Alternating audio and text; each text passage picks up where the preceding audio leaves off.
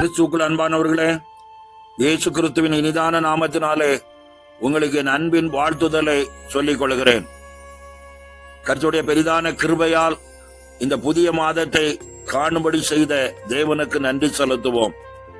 அன்பானவர்களே, இந்த மாதத்திலும் நம்மை சுகத்தோடும் பலத்தோடும் ஆரோக்கியத்தோடும் கிருபையோடும் காண அனுக்கிரம் செய்த கர்த்தருக்கு நன்றி செலுத்துவோமாக.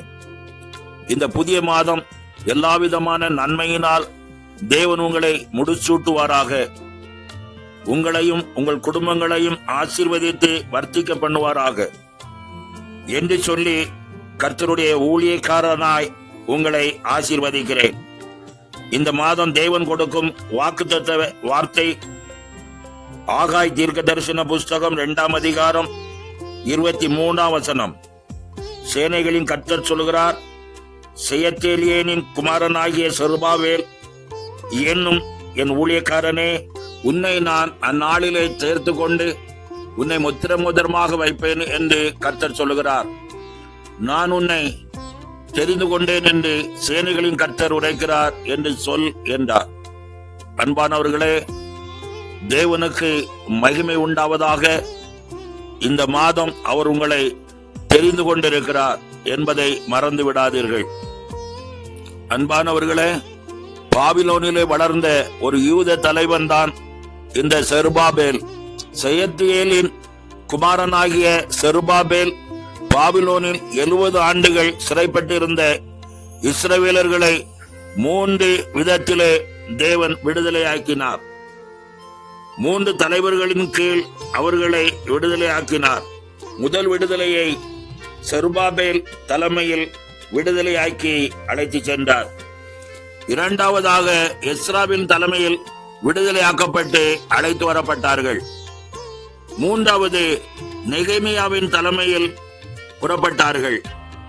செருபாபேலின் மூலம் விடுதலையாக்கப்பட்டு சென்ற ஜனங்கள் ஆலயம் கட்டும்படி புறப்பட்டார்கள்.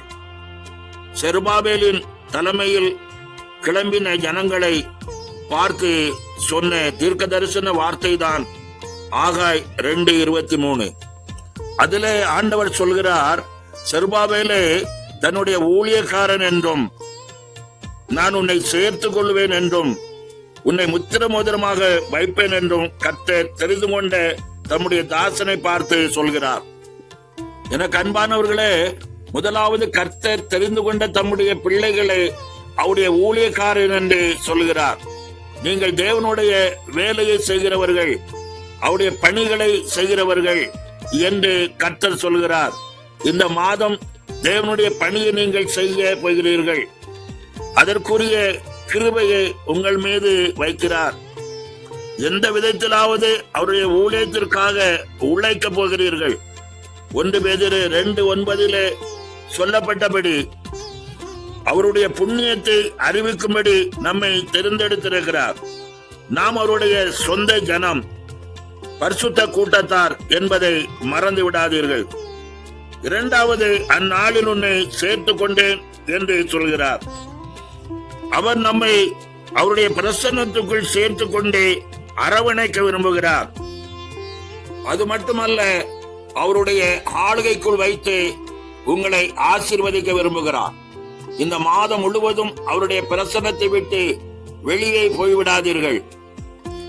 அவர் நம்மை சேர்த்து கொள்ள நம்மை அர்ப்பணித்து அவருடன் இணைந்திருப்போம். அவருடைய பிரசன்னத்தை விரும்புவோம். அவருடைய பிரசன்னத்தை கெடுக்கிற எந்த காரியத்திற்கும் உங்கள் வாழ்வில் இடம் கொடுத்து விடாதீர்கள். அவருடைய பலத்த கரத்துக்குள்ளாய் அடங்கியிருங்கள்.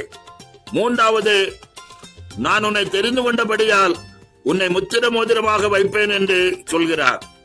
முத்திரை மோதிரத்தின் மேன்மை என்ன? ராஜாவின் கையில் இருக்கிற முத்திரை மோதிரம் எதை அவர் செய்ய நினைத்தாலும் அந்த மோதிரம் ஆணையிடும். முத்திரை மோதிரம் அங்கீகாரத்தின் அடையாளம். அந்த மோதிரம் பரிசுத்த ஆவியானவரின் வல்லமைக்கும் அபிஷேகத்திற்கும் அடையாளம். பரிசுத்த ஆவியானவரால் நம்மை முத்திரை போட்டவர் நம்மை ஒரு முத்திரை மோதிரமாக பயன்படுத்த விரும்புகிறார். இந்த மாதம் நீங்கள் அவருடைய முத்திரை மோதிரம். அவர் செய்ய நினைக்கிறதை உங்களை கொண்டு செய்வார். ஆயத்தமாயிருங்கள். நீங்கள் சாதாரணமானவர்கள் அல்ல. முத்திரை மோதிரம் அவர் உங்களை தெரிந்தெடுத்து இந்த மாதம் பயன்படுத்த அநேகருக்கு ஆசீர்வாதமாய் மாற்ற கர்த்தர் உங்களை விரும்புகிறார். ஏசாயா தீர்க்கதரிசி சொல்லுகிறார் 48:10, இதோ உன்னை புடமிட்டேன், ஆனாலும் வெள்ளியை போலல்ல, உபத்திரவத்தின் குகையிலே உன்னை தெரிந்து கொண்டேன் என்று சொல்லப்பட்ட வார்த்தையின்படி அநேக உபத்திரங்களின் வழியாய் கடந்து வந்திருக்கலாம். ஆனால் இந்த மாதத்திலே கர்த்தருடைய முத்திர மோதிரமாய் உங்களை பயன்படுத்த விரும்புகிறார். கர்த்தர் தாமே இந்த வார்த்தையை கொண்டு உங்களை ஆசீர்வதித்து இந்த புதிய மாதத்தை நன்மையினால் முடிசூட்டுவாராக. ஆமென். ஜெபம் செய்வோம். நேசுகிற நல்ல பிதாவே, இந்த புதிய ஒரு மாதத்தை காண செய்த கிருபைகளை எண்ணி பார்த்து உமக்கு நன்றி செலுத்துகிறோம். இந்த புதிய மாதமும் ஒவ்வொரு பிள்ளைகளுக்கும் ஆசீர்வாதத்தையும் நன்மையை கொண்டு வருகிற மாதமாய் கர்த்தாவே நீர் வாக்குத்தத்தம் தந்திருக்கிறீர். அதோடு மட்டுமல்ல, உன்னை முத்திரை மோதிரமாய் மாற்றுவேன் என்று சொல்லி கர்த்தாவே வாக்கு பண்ணி இருக்கிறீர்.